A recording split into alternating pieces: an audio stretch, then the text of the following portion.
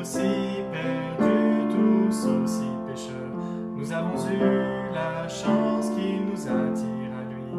Il nous a trouvés si précieux qu'il a choisi de quitter les cieux. Malgré sa colère, notre rébellion, il est venu payer la rançon. Nous n'avons qu'un seul Père, nous n'avons qu'un Sauveur, qui pour nous s'est offert quand nous étions indignes et pécheurs. Nous n'avons qu'un seul roi, nous n'avons qu'une seule foi. Au pied de la croix se brise ce qui nous divise. Nous sommes une seule église.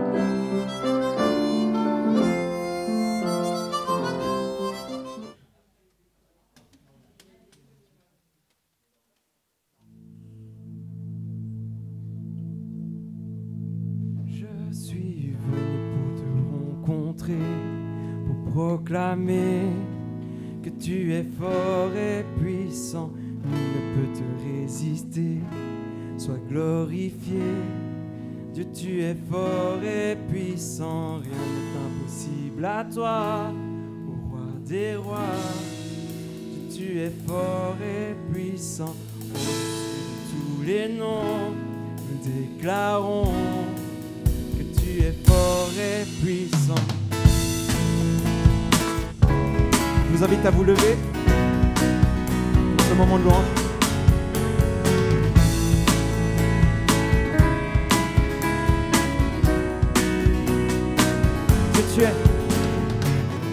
Dieu, tu es ma force et mon chant. Chaque jour, je me confie en toi. Tout-puissant, mon sauveur règne aux cieux. Dieu, tu es ma force, mon appui, la forteresse où je me réfugie, le rocher qui protège ma vie. Malgré les ténèbres et les dangers qui m'entourent, je lève les yeux pour accueillir ton secours. Je ne craindrai pas si tu veilles sur moi. Je suis venu pour te rencontrer, pour proclamer que tu es fort et puissant. Nul ne peut te résister, sois glorifié. Dieu, tu es fort et puissant, rien n'est impossible à toi, ô roi des rois. Dieu, tu es fort et puissant, au-dessus de tous les noms, nous déclarons que tu es fort et puissant. Oh, oh, oh, oh, oh, oh. Dieu, tu es fort et puissant. Oh, oh, oh, oh, oh. Dieu, tu es ma force et mon chant, mon bouclier et mon libérateur. Souverain, mon sauveur règne aux cieux. Dieu, tu es ma force, mon appui, mon réconfort et mon plus tendre ami, un rempart devant mes ennemis. Malgré les ténèbres et les dangers qui m'entourent, je lève la voix pour affirmer ton amour. Je ne craindrai pas si tu es près de moi. Je suis venu pour te rencontrer, pour proclamer que tu es fort et puissant. Rien ne peut te résister, sois glorifié. Tu es fort et puissant, rien n'est impossible à toi, ô roi des rois. Tu es fort et puissant, au-dessus de tous les noms, nous déclarons que tu es fort et puissant. Oh, oh, oh.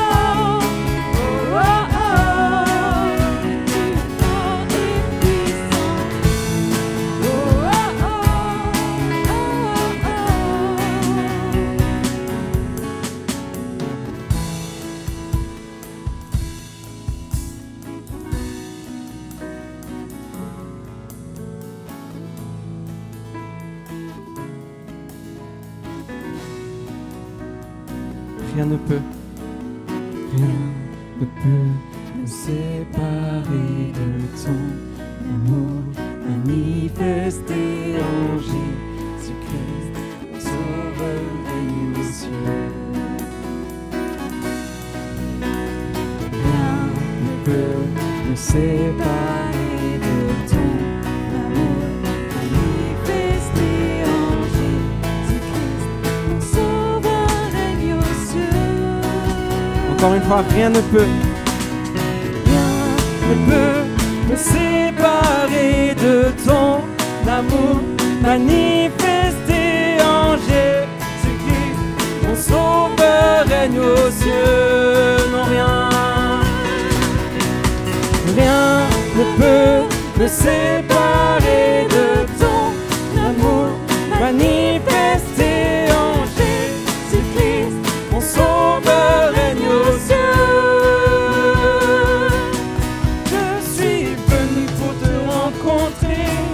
Pour proclamer que tu es fort et puissant, nul ne peut te résister. Sois glorifié. Dieu, tu es fort et puissant. rien n'est impossible à toi, ô roi des rois. Dieu, tu es fort et puissant.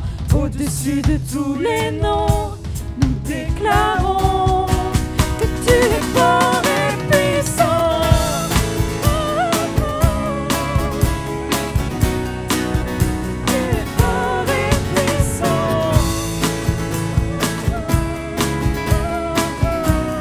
Allez, encore haut.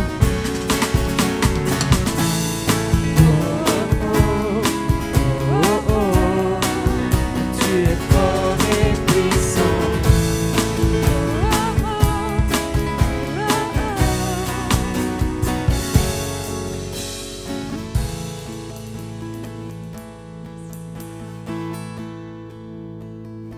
Psaume 95, 95, verset 1 à 8. Venez, crions de joie en l'honneur de l'Éternel. Poussons des cris de joie en l'honneur du rocher de notre salut. Allons au-devant de lui avec des louanges. Faisons retentir des chants en son honneur, car l'Éternel est un grand Dieu. Il est un grand roi au-dessus de tous les dieux. Il tient dans sa main les profondeurs de la terre, et les sommets des montagnes sont à lui. La mer est à lui, c'est lui qui l'a faite. La terre aussi, ses mains l'ont formée. Venez, prosternons-nous et humilions-nous. Plions le genou devant l'Éternel, notre Créateur, car il est notre Dieu. Nous sommes le peuple dont il est le berger, le troupeau que sa main conduit. Aujourd'hui, si vous entendez sa voix, n'endurcissez pas vos cœurs. Je ne sais pas la semaine que vous avez vécue, peut-être difficile, peut-être facile, mais de proclamer que Dieu est puissant, qu'il est fort et puissant, c'est important. Et de proclamer aussi qu'il est bon, c'est aussi important. Et des fois, c'est un peu dur de chanter ces chants où on le chante juste comme ça, par plaisir de chanter, mais est-ce qu'on comprend vraiment ces paroles? Et ce chant, des fois, c'est un peu... des fois, chanter nous font du bien, malgré les circonstances, malgré le fait que peut-être que tu vois pas, vous voyez pas que Dieu est bon dans votre vie. Vous voyez pas la bonté de Dieu pour l'instant. Mais des fois, c'est important aussi de le chanter.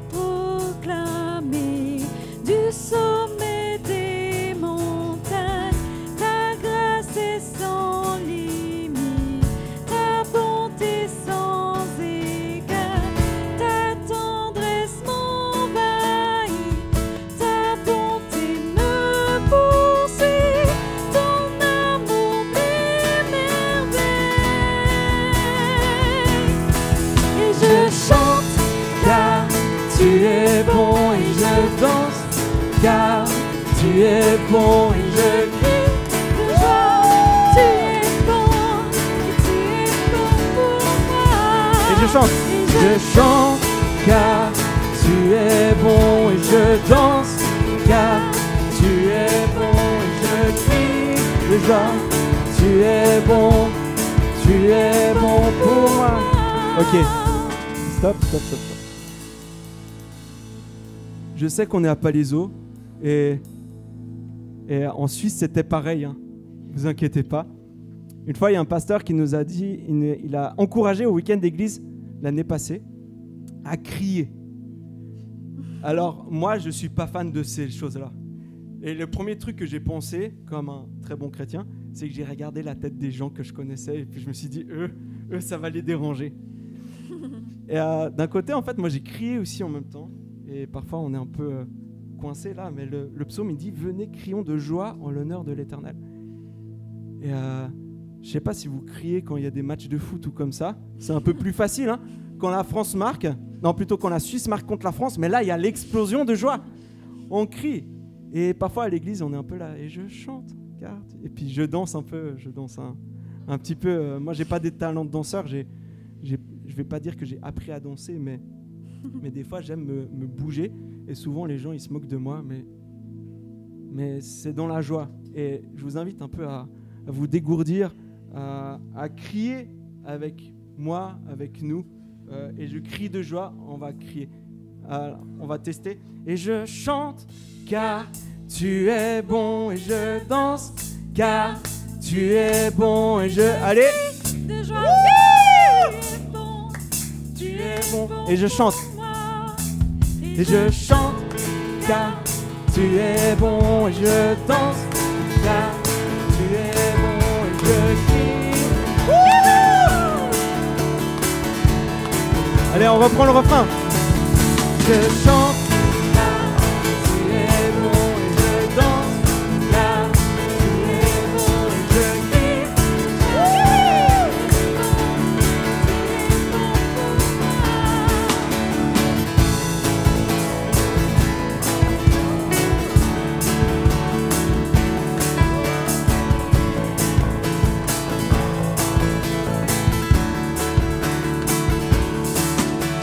Viens.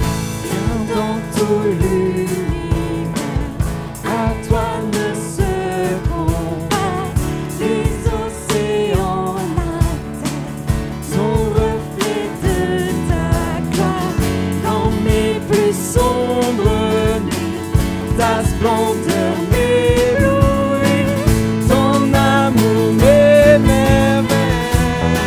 Allez, je chante. Je chante.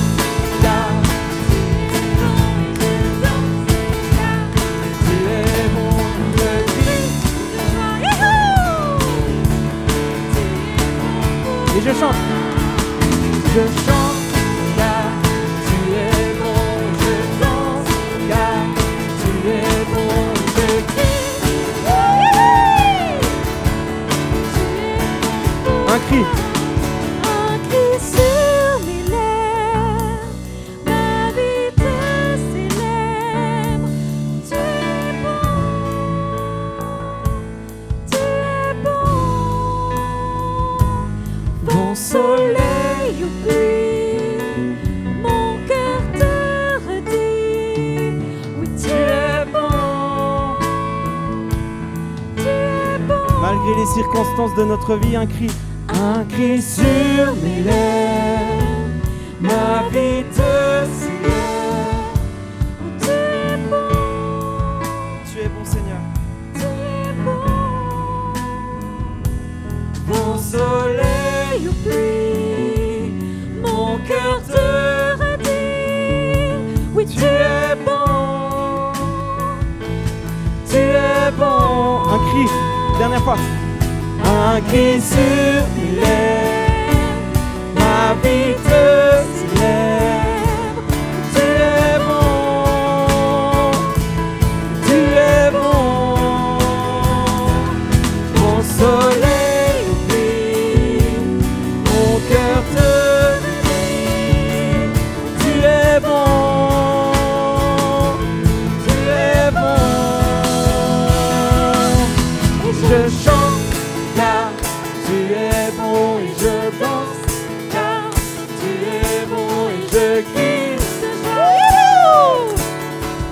Tu es bon, et je chante car tu es bon, et je danse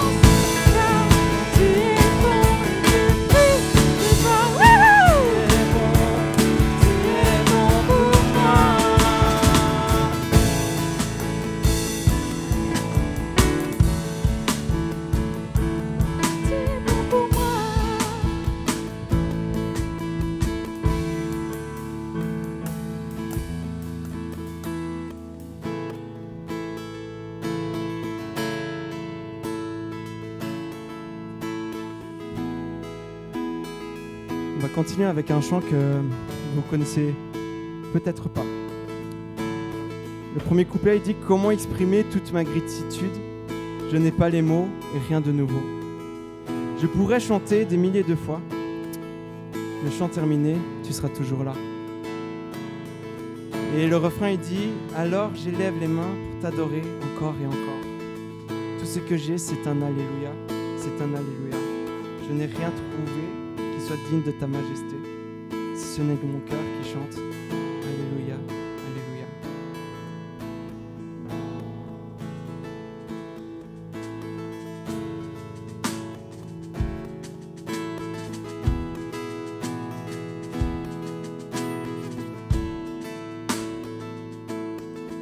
Comment exprimer toute ma gratitude? Je n'ai pas le mot, ni rien dire. Je pourrais chanter des milliers de fois. Le chanteur, tu seras toujours. Alors j'élève les mains pour t'adorer encore et encore. Tout ce que j'ai, c'est un Alléluia, Alléluia. Je n'ai rien trouvé qui soit digne de ta majesté. Ce n'est mon cœur qui chante Alléluia, Alléluia.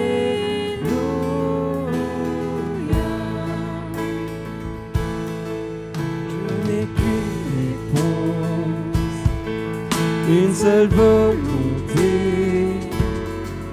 les bras vers le ciel. Je veux t'adorer. Alors j'élève les mains pour t'adorer encore et encore. Tout ce que j'ai, c'est un Alléluia, Alléluia. Je n'ai rien trouvé qui soit digne de ta majesté. Ce n'est mon cœur qui chante Alléluia. Alors j'élève les mains. Alors j'élève les mains pour t'adorer encore et encore. Tout ce que j'ai, c'est un Alléluia, Alléluia. Je n'ai rien trouvé qui soit digne de ta majesté. Ce n'est mon cœur qui chante Alléluia, Alléluia.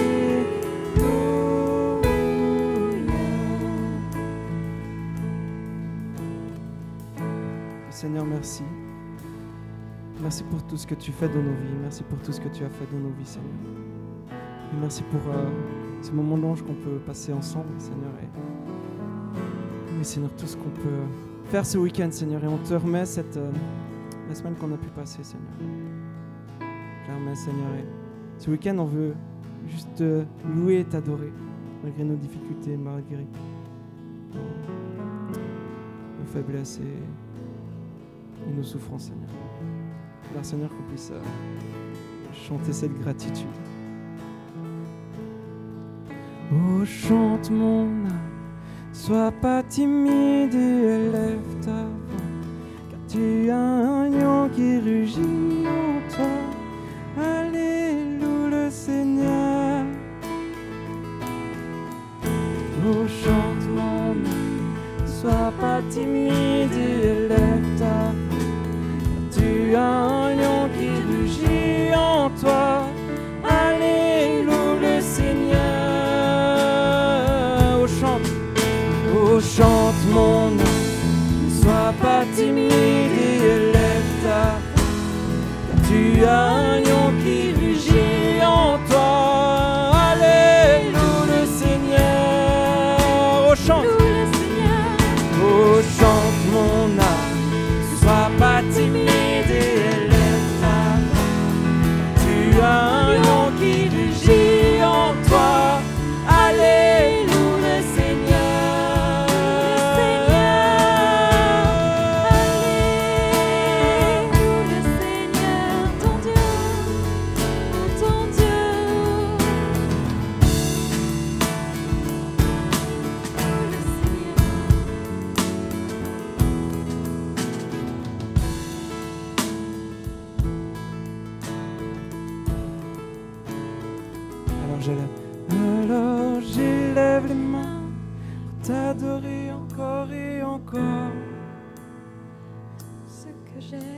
ton Alléluia. Je n'ai rien trouvé, sois digne de ta majesté. Si ce n'est mon cœur qui chante Alléluia. Encore, alors j'élève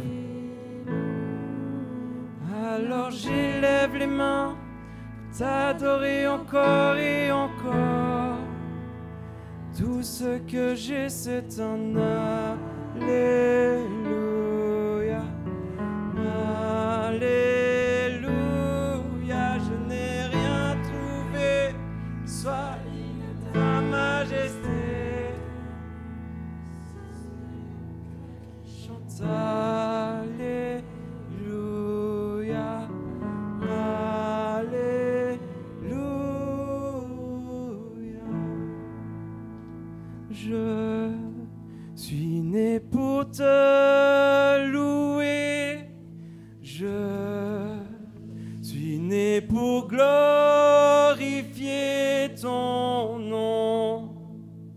En toutes circonstances, apprendre à te dire merci. Je suis né pour t'aimer, je suis né pour t'adorer, mon Dieu, obéir à ta voix. Je suis fait pour toi. Encore je suis né. Je suis né pour te louer. Je suis né pour glorifier ton nom.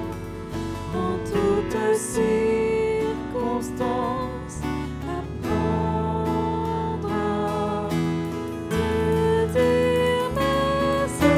Je suis né pour t'aimer.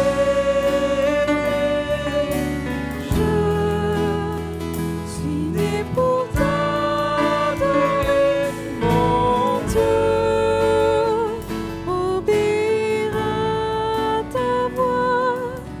Je suis né pour toi. Des fois, je sais pas vous, mais on se pose des fois la question pourquoi on est là, pourquoi on est sur cette terre, à quoi ça sert, à quoi. Des fois, on se dit, mais je sais pas pour vous, mais des fois, moi, je me dis, mais ce monde, il va tellement mal, qu'est-ce qu'on pourrait amener et on peut amener cette espérance et cette but dans la vie que, en fait, le but, c'est de louer notre Dieu qui nous a sauvés. Louer notre Dieu et puis partager cette louange au plus loin, au plus profond, au-delà de nous-mêmes.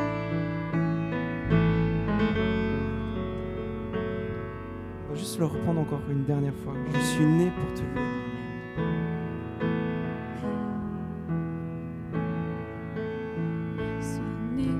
Je suis né pour te louer.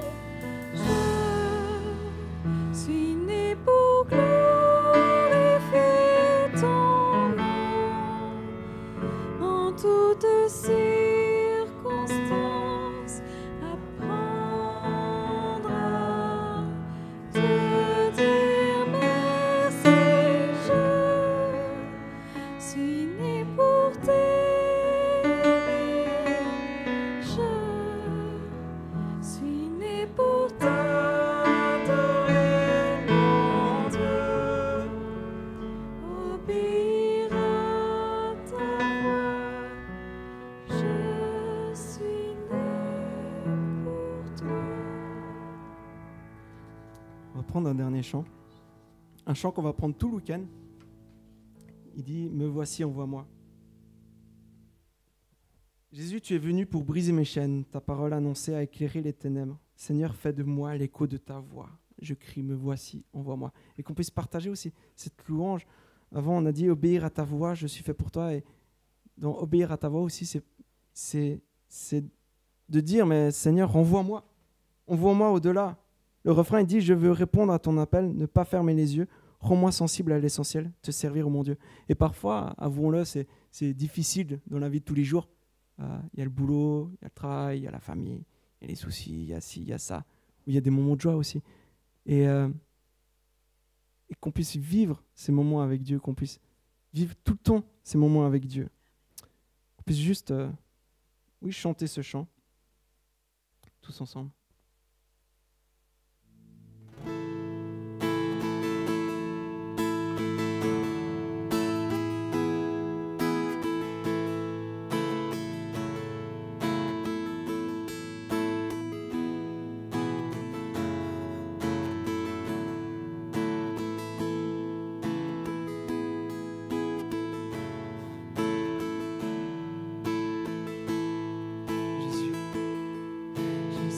Tu es venu pour briser mes chaînes, parole annoncée, éclairer les ténèbres.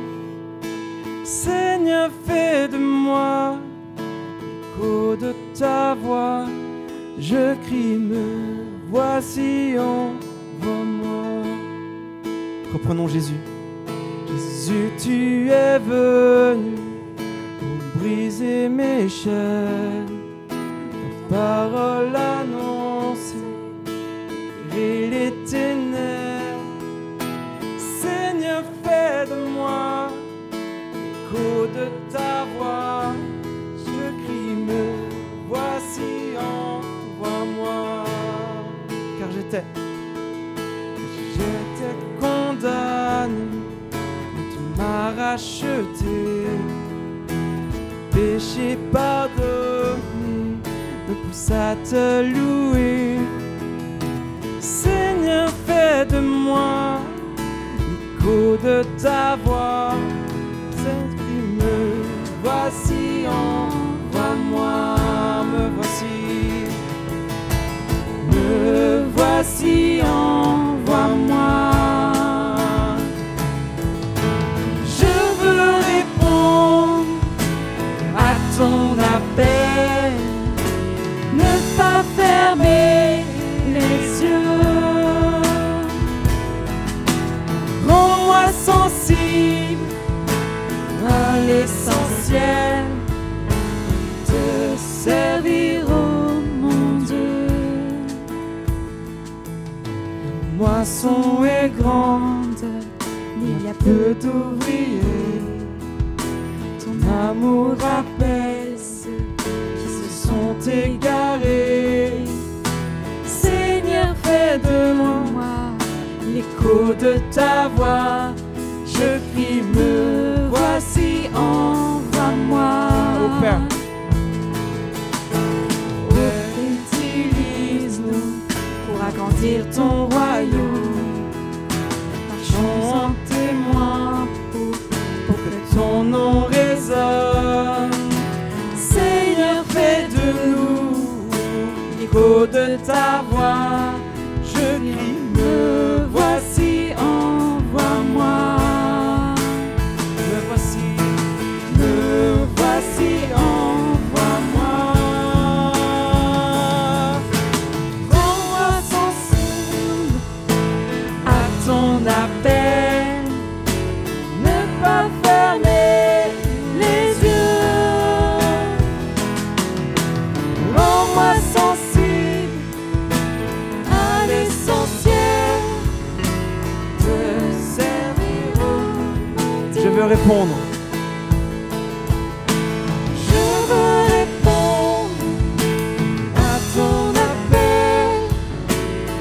Pas fermer les yeux. Rends-moi sensible à l'essentiel, te servir, oh mon Dieu.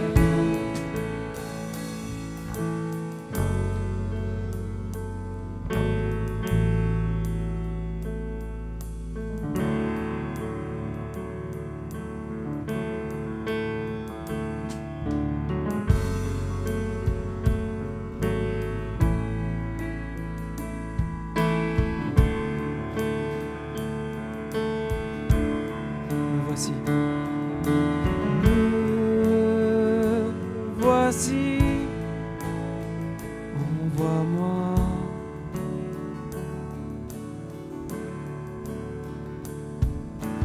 Me voici, envoie-moi. Prenons me voici. Me voici, envoie-moi.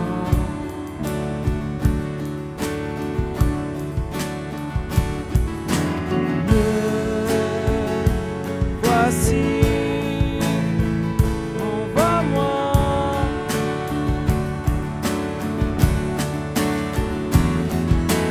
Me voici.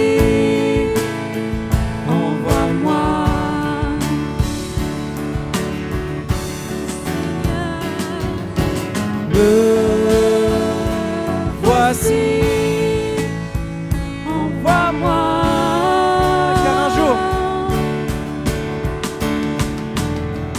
Car un jour viendra où nous serons face à face devant ton trône, te louant avec les anges. Enfin nous crierons, ton fois saint est le Seigneur. Il est Dieu le Tout-Puissant, car un jour viendra où nous serons face à face devant ton trône, te louant avec les anges. Et enfin nous crierons, ton roi saint est le Seigneur. Il est Dieu le Tout-Puissant, il est Dieu.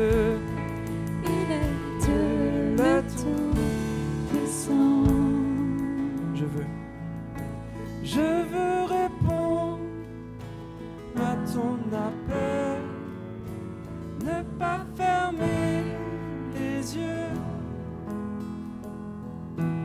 Rends-moi sensible à l'essentiel, te servir, oh mon Dieu, te servir,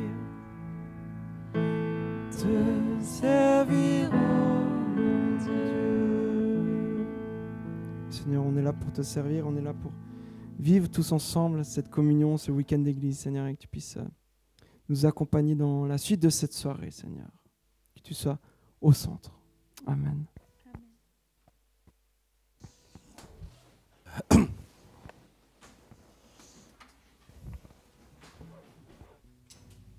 Bien, merci à l'équipe de Louange, merci à Guy d'avoir conduit ce temps. Bonsoir à tous, merci d'être présents ce soir. Comme vous le savez, donc c'est notre soirée inauguratrice du week-end. Donc ça commence par aujourd'hui, donc ce soir, et j'ai le plaisir, l'avantage et l'honneur de vous présenter Timothée Dobozy, qui sera notre orateur principal. Salut Timothée. Alors Timothée, certains le connaissent, certains moins. Moi, on a le privilège de l'avoir connu, même pendant juste un an, je crois. On est arrivé en septembre 2015, et lui, il est parti un an après. Mais il avait déjà en son cœur vraiment l'envie de servir Dieu d'une manière particulière, d'une manière spéciale. Et donc, de membres de l'église de Palaiseau. Ensuite, je crois qu'il est passé par une certaine responsabilité au sein du groupe de jeunes, je ne m'en souviens plus. Ouais. Et donc, il est parti faire des études à l'IBG. Et pour le reste, il va nous le dire tout à l'heure, hein, il va certainement encore plus se présenter. En tout cas, on est super heureux de te recevoir, Tim.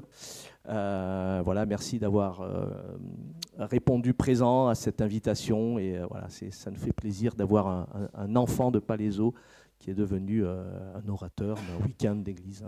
C'est super. Je vais prier pour toi, et puis après, je vais te laisser continuer. Seigneur, nous voulons te remercier vraiment pour ce temps que nous pouvons passer ensemble. Merci Seigneur pour l'assurance de ta présence par ton esprit parmi nous ce soir. Merci Seigneur par ton esprit aussi de nous éclairer notre intelligence pour qu'on puisse Seigneur comprendre ce que tu as à nous dire aujourd'hui.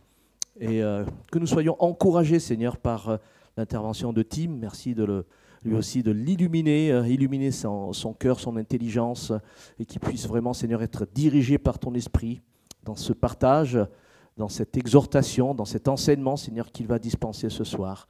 Que nous soyons attentifs et que nous nous laissions, Seigneur, vraiment imprégnés par ta parole et par l'appel que tu veux nous adresser encore ce soir. En ton nom, Jésus. Amen. Bonjour à tous. C'est une joie pour moi d'être avec vous. Je pense que vous êtes un peu fou de perdre votre vendredi soir pour voir quelqu'un que vous avez vu déambuler en couche-culotte un peu partout autour d'ici, mais vous êtes là maintenant. Donc on va passer ce temps ensemble.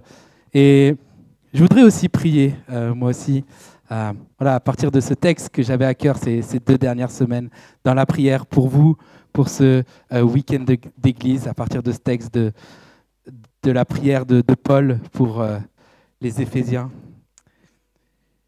Je prie que le Dieu de notre Seigneur Jésus-Christ, le Père de gloire, nous donne un esprit de sagesse et de révélation qui nous le fasse connaître.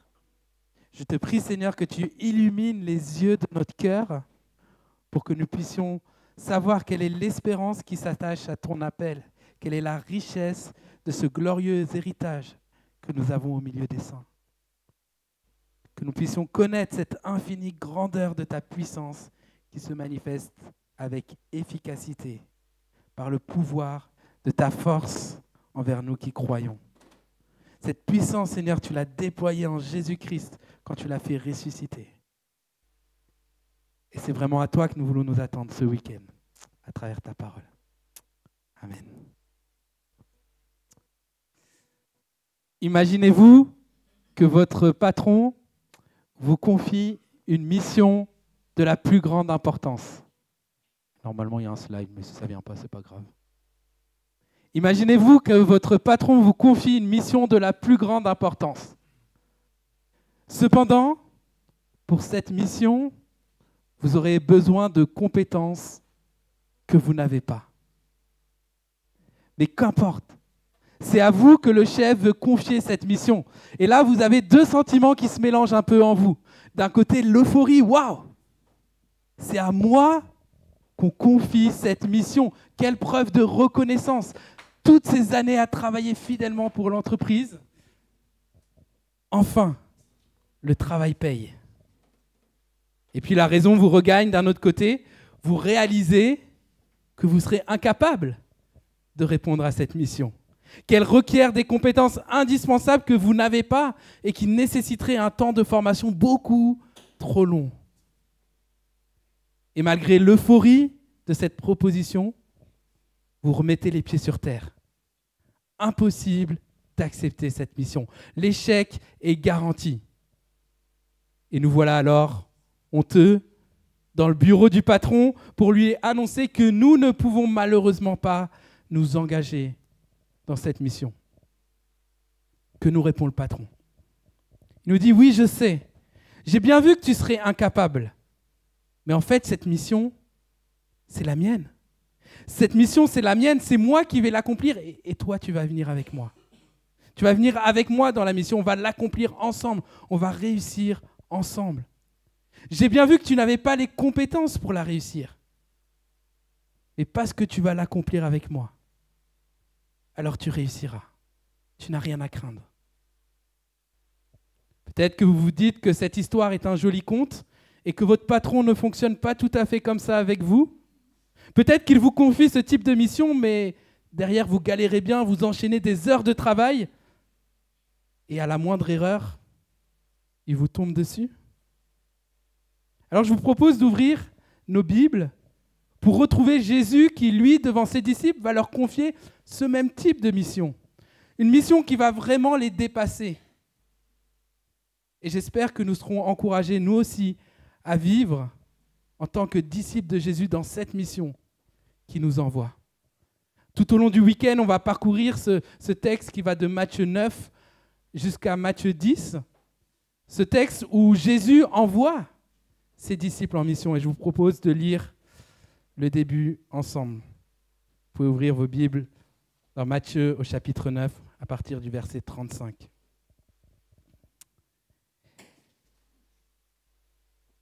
Jésus parcourait toutes les villes et les villages. Il enseignait dans les synagogues, proclamait la bonne nouvelle du royaume et guérissait toute maladie et toute infirmité.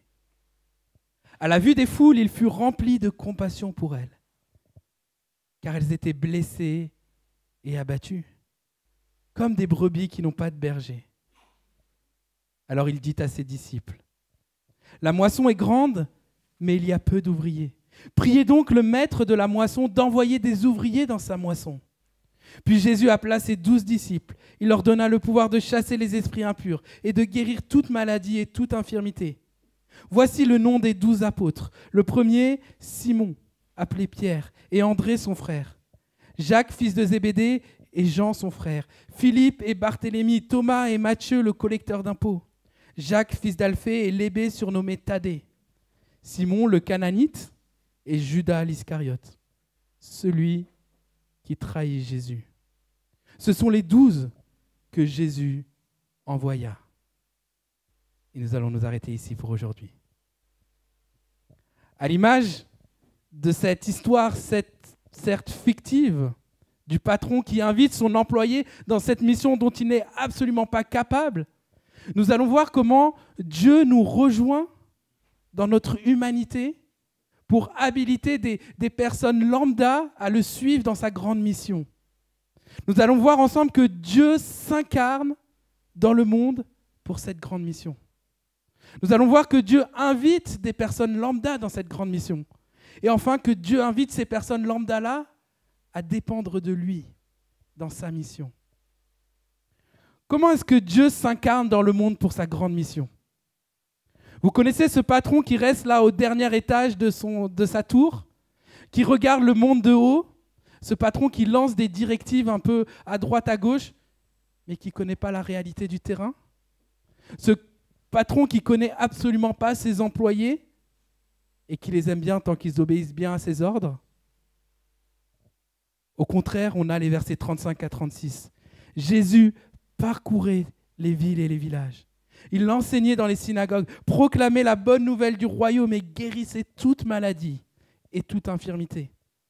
À la vue des foules, il fut rempli de compassion, car elles étaient blessées et abattues, comme des brebis qui n'ont pas de berger.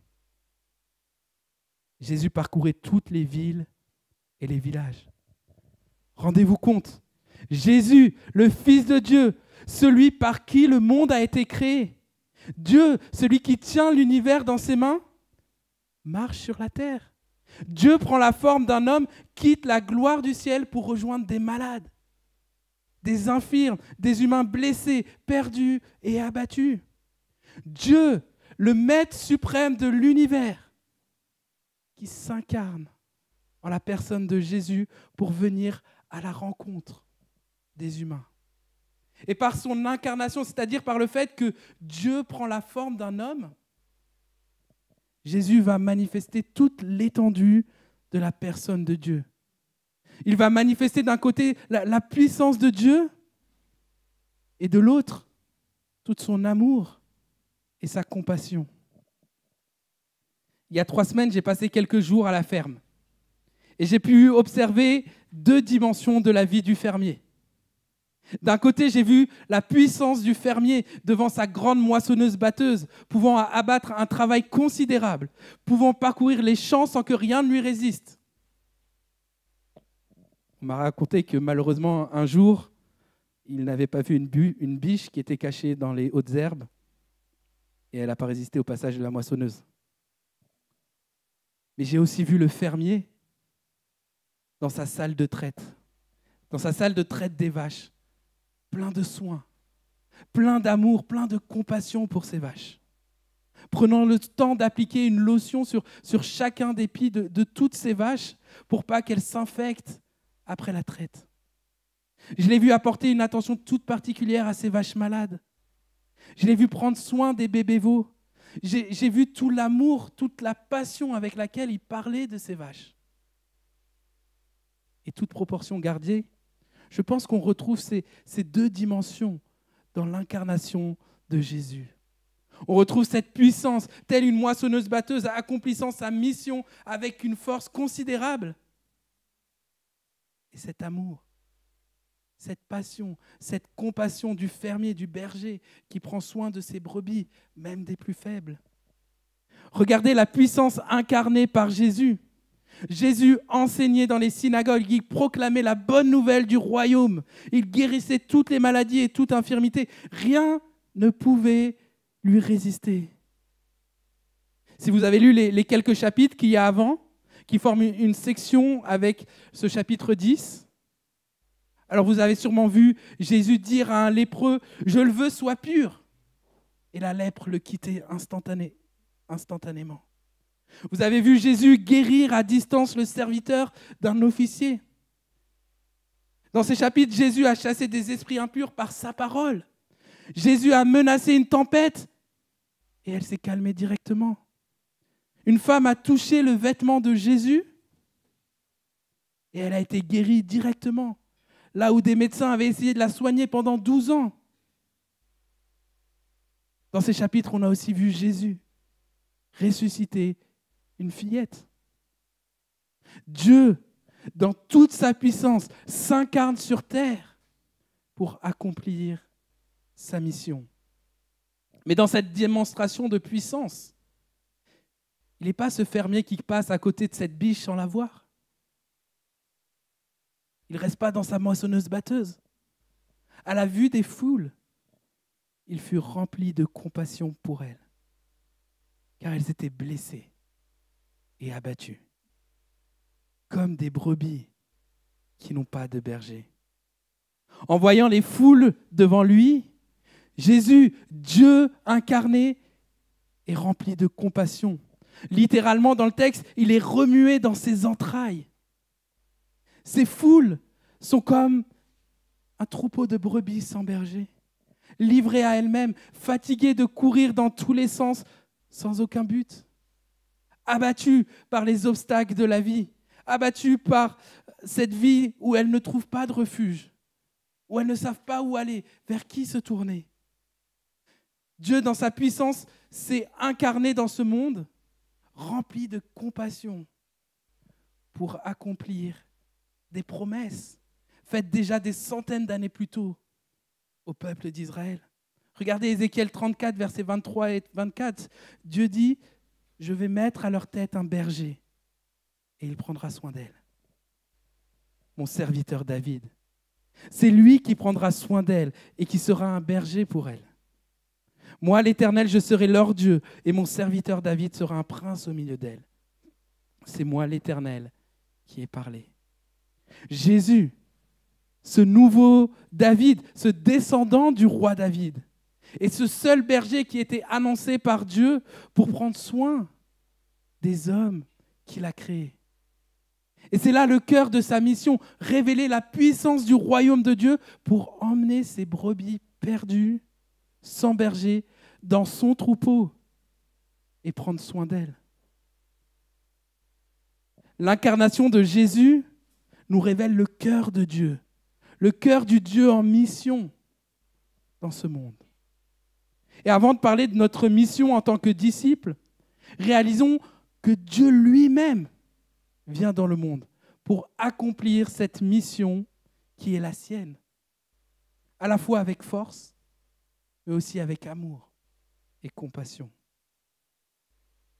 Est-ce qu'on réalise chacun la portée de cette phrase ? Jésus parcourait les villes et les villages. Est-ce qu'on réalise qu'on marche à la suite d'un maître qui est venu lui-même marcher sur terre ? Quand on raconte ces histoires des évangiles à des enfants, peut-être à l'école du dimanche, ou quand on les lit pour nous-mêmes, est-ce qu'on transmet cet émerveillement de voir ce patron qui est sorti de son bureau, ce maître de l'univers qui est venu visiter ces créatures ? Ou est-ce qu'on se dit, bon, cette histoire, je la connais déjà, ou ils la connaissent déjà, qu'est-ce que je vais pouvoir dire de plus ? Quand on lit les évangiles, quand on raconte les évangiles, on n'est pas juste en train de lire un récit qu'on connaît par cœur, qu'on a enseigné tant de fois. On est en train de contempler le maître de l'univers qui a quitté sa gloire pour marcher sur terre avec nous, en déversant sa puissance et son amour, sa compassion pour des hommes et des femmes perdus, comme chacun d'entre nous. Alors ça vaut la peine de lire et de relire les évangiles, de l'enseigner et de le répéter à nos enfants, de se l'approprier et de le transmettre cette vérité glorieuse de l'incarnation du Maître de l'univers dans notre humanité.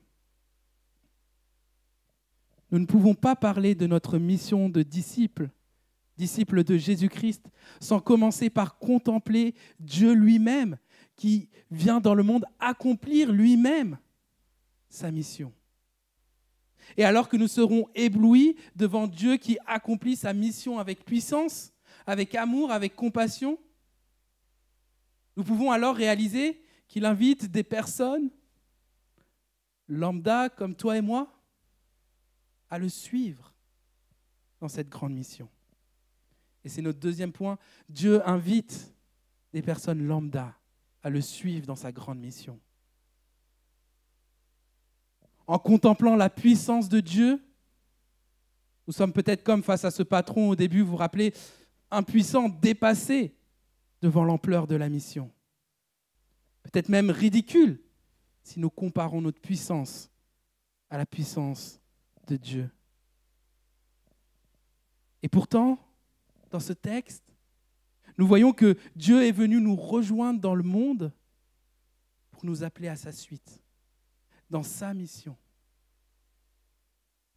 Dans les versets 8 et 9 de l'évangile de Matthieu, alors qu'il accomplit avec puissance des miracles que nous avons racontés tout à l'heure, Jésus s'arrête à 2 reprises pour lancer ce même appel à 2 personnes.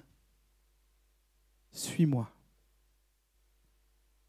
Un appel qui n'est pas neutre. Un appel qui invitera à laisser derrière soi tout un tas de choses. On y reviendra dans le week-end. Mais l'appel est lancé. Suis-moi.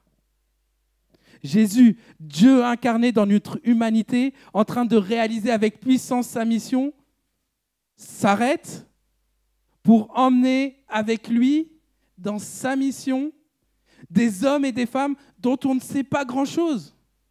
Avec ce simple appel, suis-moi. Cette démonstration de puissance des chapitres précédents nous montre qu'il n'avait absolument pas besoin de ces hommes-là pour réaliser sa mission. Et pourtant, il invite ces hommes et ces femmes à marcher avec lui. Il vient les associer à sa mission. Et en plus, le moins qu'on puisse dire, c'est qu'il ne s'entoure pas des meilleurs. Regardez les versets 2 à 4 du chapitre 10. Simon, André, Jacques, Jean, des pêcheurs de poissons, pour proclamer la bonne nouvelle du royaume de Dieu. On a Matthieu, un collecteur d'impôts, autrement dit un traître, un arnaqueur. On a Simon le Cananite. Dans les autres évangiles, on voit que ça veut dire aussi le zélote, c'est-à-dire un gars qui est zélé pour la loi de Dieu, mais donc aussi potentiellement membre d'un parti patriote juif créé pour résister aux Romains. Et que dire de la collaboration de Matthieu avec Simon ? Matthieu, le collecteur d'impôts, avec Simon, le zélote. Un résistant avec un collabo. Et le 12e homme nous est présenté comme Judas l'Iscariote, celui qui trahit Jésus. Quand on lit cette liste, c'est l'échec assuré. Jésus aurait pu prendre l'élite des Juifs de l'époque, une sorte de dream team pour l'accompagner, lui le maître, mais il prend des personnes lambda et a priori pas tellement complémentaires. Mais ces personnes ont un point commun. Quand Jésus les a appelés, ils ont lâché leur vie pour le suivre. Voilà ce que Jésus attend de ses disciples. Voilà la base de son équipe, des personnes qui marchent à la suite de Jésus et qui ont répondu à cet appel. Suis-moi. Dieu incarné dans notre humanité lance cet appel. Suis-moi. Cet appel qui est une grâce, qui est un cadeau offert à des hommes et des femmes comme nous de pouvoir marcher à la suite du Maître, de pouvoir être des instruments entre les mains de Dieu pour l'accomplissement de sa mission. Est-ce que tu remarques que Dieu ne nous dit pas « Prouve-moi que tu es capable.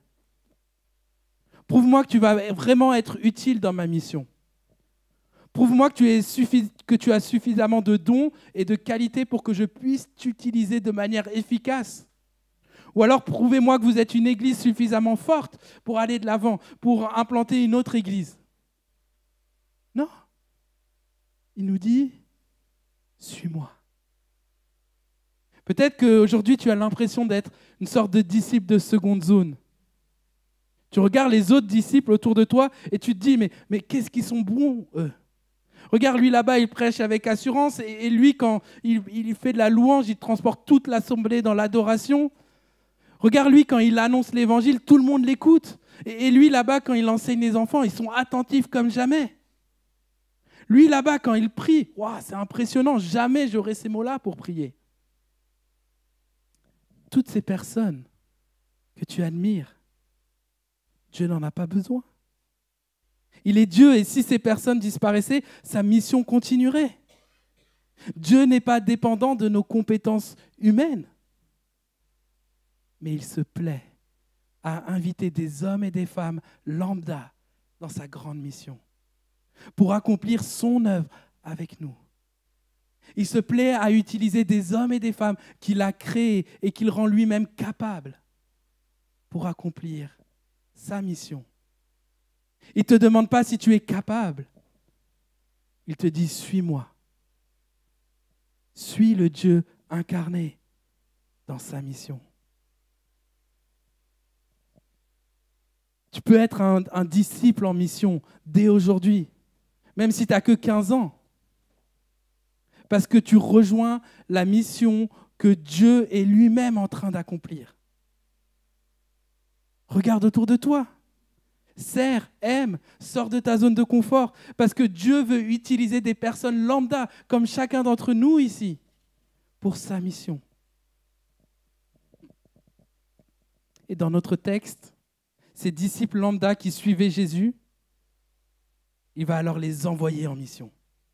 Et il va leur enseigner quelque chose de bien particulier juste avant de les envoyer en mission. Et ça sera notre troisième point. Dieu appelle des personnes lambda à dépendre de lui dans sa grande mission. Je vous invite à relire à partir du verset 37 du chapitre 9. Rappelez-vous, à ce moment-là, Jésus est saisi de compassion, pris aux tripes en voyant ces foules. Et verset 37, il dit à ses disciples, « La moisson est grande, mais il y a peu d'ouvriers. Priez donc le maître de la moisson d'envoyer des ouvriers dans sa moisson. » Puis Jésus a placé 12 disciples et leur donna le pouvoir de chasser les esprits impurs et de guérir toute maladie et toute infirmité. Verset 5, ce sont les 12 que Jésus envoya. Peut-être que vous ne l'avez pas vu. On a quand même une chronologie des événements qui est un petit peu particulière ici.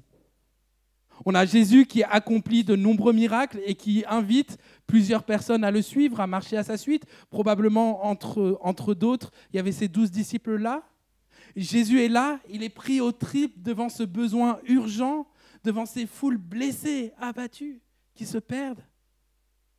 Alors il se tourne vers ses disciples et il les invite à prier. La moisson est grande, mais il y a peu d'ouvriers. Priez donc le maître de la moisson d'envoyer des ouvriers dans la moisson. Alors on peut imaginer ces disciples qui sont là en train de prier Dieu d'envoyer des disciples dans la moisson. Je ne sais pas ce qu'ils pouvaient s'imaginer à ce moment-là. Peut-être un deuxième Jésus qui viendrait paralléliser un peu son œuvre pour que l'œuvre avance plus vite. Je ne sais pas. On a ces disciples qui sont là en train de prier pour des ouvriers dans la moisson. Et là, Jésus se tourne à nouveau vers eux. Vers ses disciples probablement en train de prier. Et si on redit avec d'autres mots, ce qu'il va leur dire en quelque sorte, il va leur dire, je vais faire de vous la réponse à vos prières. Ces nouveaux ouvriers pour lesquels vous priez, c'est vous que je vais envoyer. Et il les envoie faire exactement ce qu'il était en train d'accomplir lui-même. Chapitre 10, verset 1. Jésus appela ses 12 disciples et leur donna le pouvoir de chasser les esprits impurs, de guérir toute maladie et toute infirmité. Exactement le même verset que si on relit au chapitre 35, au verset 35 du chapitre 9. Jésus envoie ses disciples en mission alors même qu'il priait pour des ouvriers en mission. Il aurait pu leur dire juste « Allez-y, je crois que vous êtes prêts maintenant. Vous m'avez assez observé, faites pareil que moi. » Mais ce n'est pas ça ce qu'il a fait. Il les a d'abord invités à se mettre à genoux, à prier le maître de la moisson d'envoyer des ouvriers. Il les a invités avant toute chose à se mettre à genoux, le cœur lourd devant cette génération qui se perd. Exprimer à Dieu ce besoin qu'il intervienne dans le monde pour réaliser dans la prière que seul Dieu, le maître de l'univers, peut changer le cours de l'histoire. Et c'est à genoux, alors qu'ils sont en train d'apprendre à dépendre de Dieu, que Jésus les envoie. Eux qui ont exprimé à quel point ils étaient dépassés devant cette mission si grande. Une leçon capitale pour des disciples en mission. Apprendre à dépendre de Dieu. Je voudrais vous donner quelques mots de témoignage. Je pense avoir répondu plein d'entrain à cet appel, suis-moi. Je suis quelqu'un de plutôt fonceur et quand je vois un nouveau projet, je peux être un peu en mode « let's go, on y va ». Et je commence à planifier, à mettre en route tous les dons que je peux rassembler pour monter le plus beau projet qui soit pour Dieu. Mais dans ce rythme-là, ces derniers mois, Dieu m'a interpellé. Alors que je pensais être en train d'accomplir de grandes choses, j'ai pu observer Dieu faire son œuvre transformatrice dans la vie de plusieurs personnes de mon église. Là où moi, un des pasteurs de l'église, j'ai absolument rien fait. J'ai vu un couple en grande difficulté dans leur mariage, avancer à une vitesse folle dans la grâce transformatrice de Dieu, au point d'envisager aujourd'hui de partir en mission à l'étranger.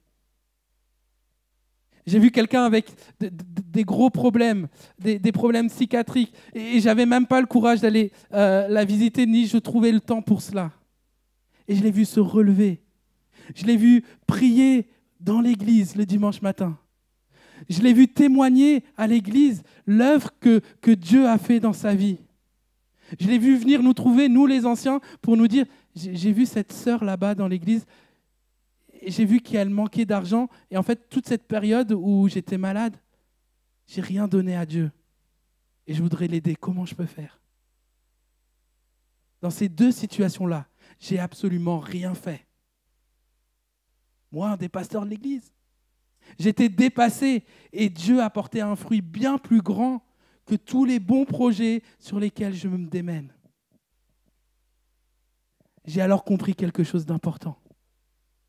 Dieu m'attend premièrement à genoux, dans la prière, pour exprimer ma dépendance envers lui. Et je crois que c'est ça qu'il est en train d'apprendre aux disciples ici.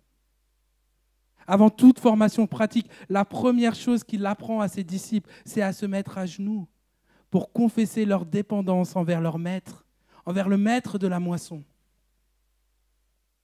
Il me semble comprendre ici que lorsque nous prions, nous faisons bien plus que demander des choses à Dieu. Dans la prière, nous exprimons notre dépendance à Dieu pour cette mission qui nous dépasse. Nous nous plaçons pleins de confiance sous la puissance du Dieu souverain. La prière, c'est avant tout l'expression de notre dépendance à Dieu. Et c'est aussi pour ça qu'on a tellement de mal à prier. Je crois que la première raison qui fait que ça soit dur de prier, c'est pas que nous manquions de temps, ni que nous manquions de savoir-faire. La vraie raison, je crois, c'est que je ne veux pas reconnaître que j'ai besoin de dépendre de Dieu. Ou autrement dit, je m'en sors très bien tout seul. M'arrêter pour prier, c'est dire à Dieu que je n'y arriverai pas tout seul.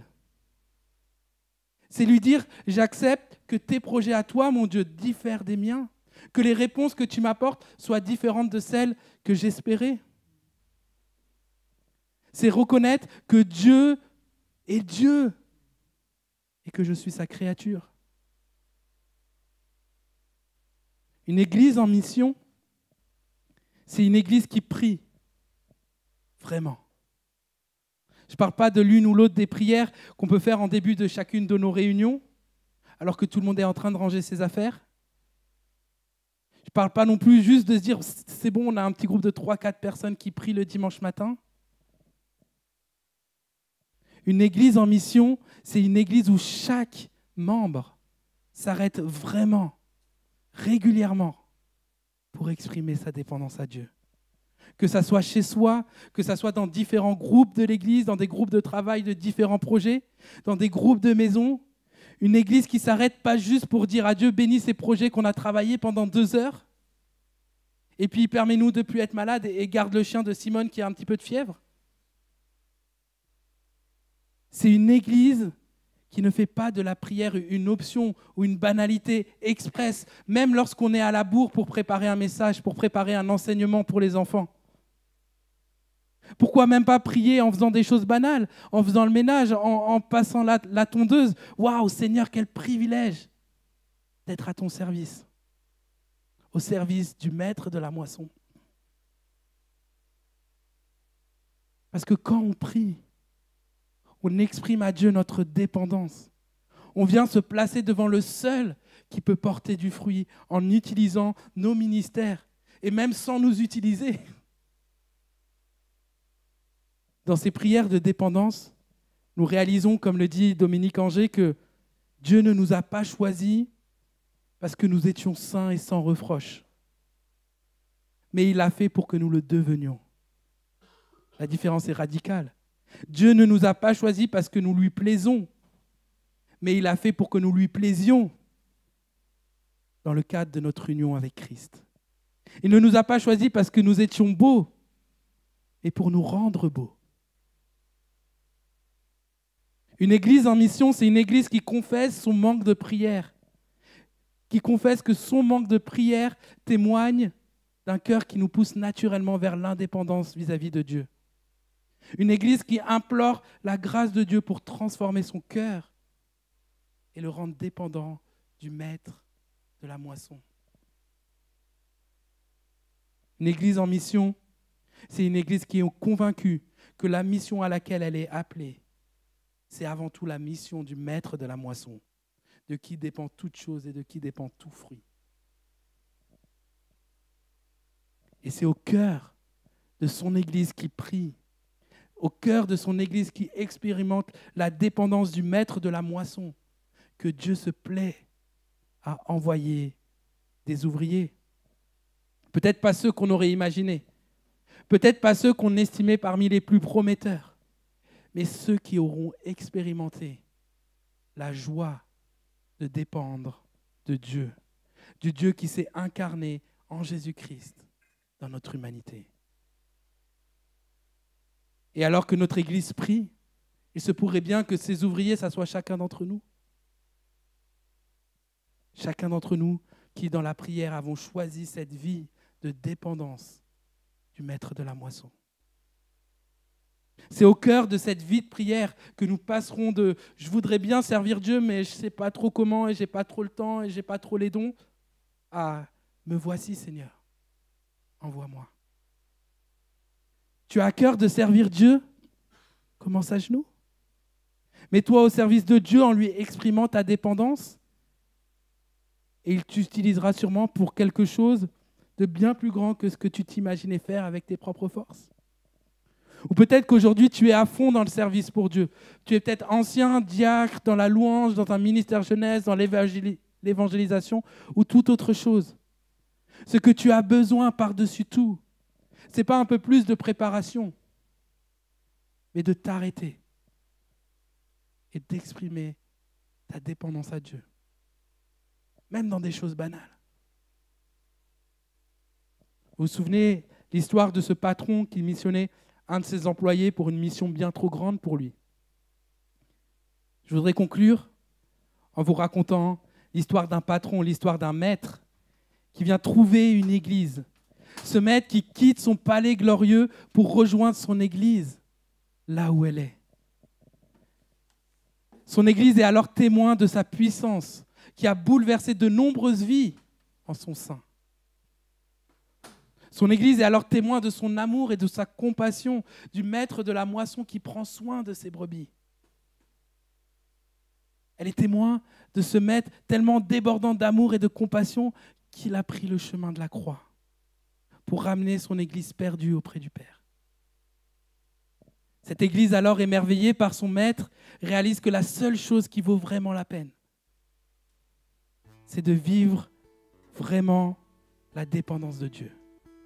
La vie communautaire de cette église est transformée. Chacun des membres individuellement chez lui et ensemble, en assemblée, commence à vivre une vie imbibée de prière.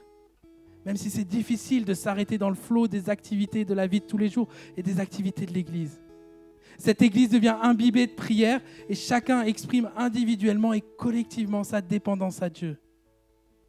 Cette église alors, dans la prière, voit en son sein des personnes se lever. Certains partir au loin pour servir Dieu, d'autres servir Dieu dans leur travail. Certains donner vraiment leur vie à Dieu en abandonnant certaines choses qui prennent trop de place dans leur vie. Une équipe se lève par implanter une église, puis une autre, puis une autre. Et si c'était l'histoire de l'église de Palaiseau, je vous invite à prier.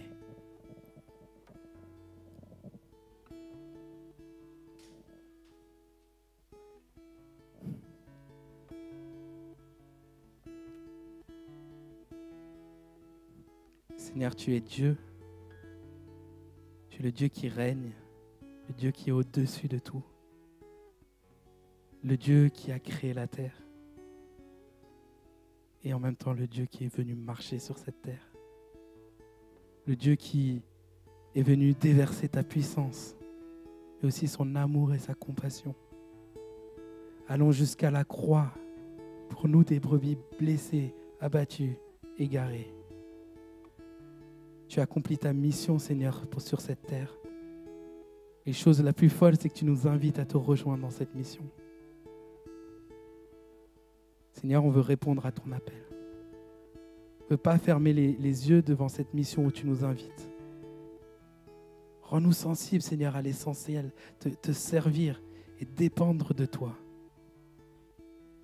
Dans notre vie bien chargée, aide-nous à réaliser à quel point on a besoin de s'arrêter pour dépendre vraiment de toi.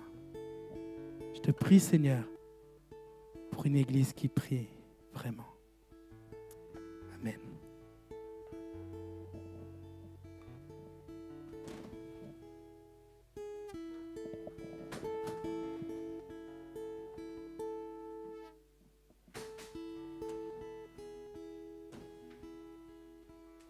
Jésus, tu es venu pour briser mes chaînes, ta parole annoncée, éclairer les ténèbres. Seigneur, fais de moi l'écho de ta voix. Seigneur, me voici, envoie-moi. Car j'étais condamné, tu m'as racheté. Péché pardonne, me pousse à te louer. Seigneur, fais de moi l'écho de ta voix. Je crie, me voici, envoie-moi. Me voici, envoie-moi.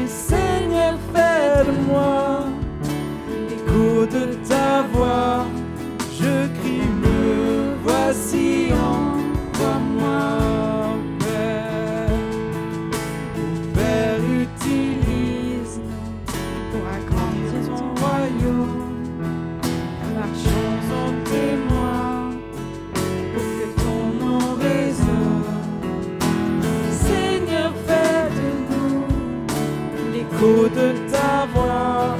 Seigneur, me voici, envoie-moi. Me voici, envoie-moi. Je veux répondre à ton appel, ne pas fermer les yeux. Rends-moi sensible à l'essentiel de servir mon Dieu. Je veux répondre, je veux répondre à ton appel, ne pas fermer les yeux. Rends-moi sensible à l'essentiel de servir mon Dieu.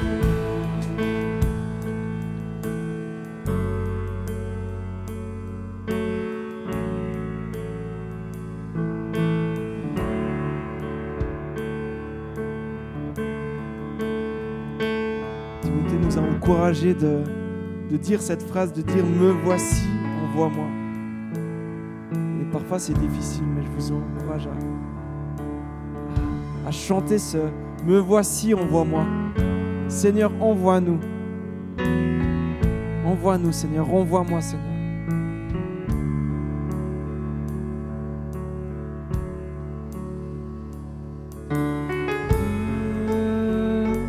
Voici, envoie-moi.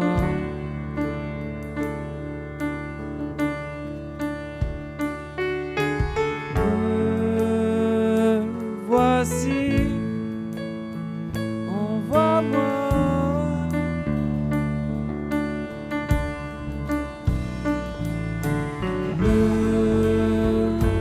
Voici,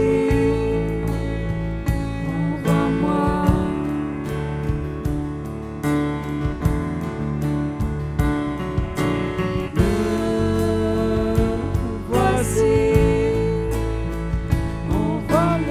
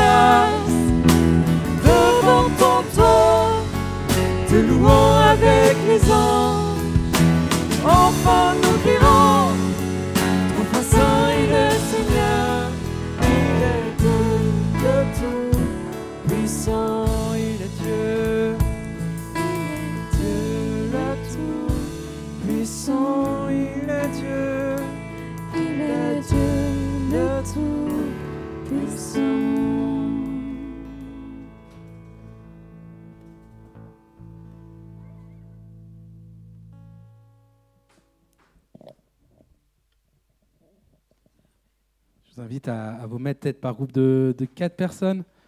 Prenez un moment pour prier ensemble.